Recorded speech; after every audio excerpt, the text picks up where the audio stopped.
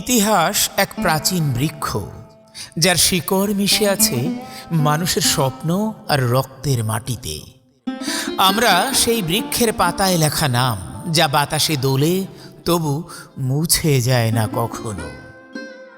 প্লেটোর চিন্তা এখনো জেগে ওঠে কোনো শ্রেণীকক্ষের নির্জন দুপুরে।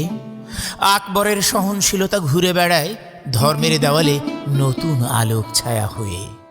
গান্ধীর নীরবতা আজ শোনায় প্রতিরোধের শব্দহীন সঙ্গীত। ইতিহাস তুমি এক নদী, যার জলে ভাসে সভ্যতার ধ্বংসাবশেষ আর নতুন ভোরের প্রতিশ্রুতি।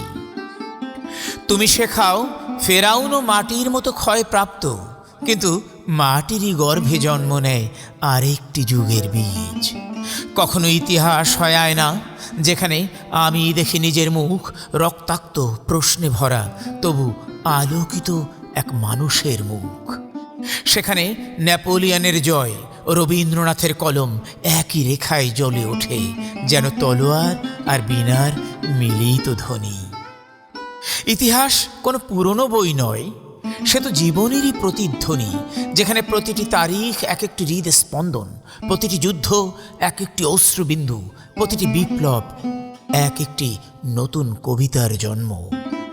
আমরা সেই কবিতারই চরিত্র, যেখানে ভুল মানেই শিক্ষা, হার মানেই বীজ, আর অন্ধকারের মধ্যে একটি মশাল জ্বলে ওঠে, যেন আত্মারই আলো, যেন ভবিষ্যতের পথ দেখায়।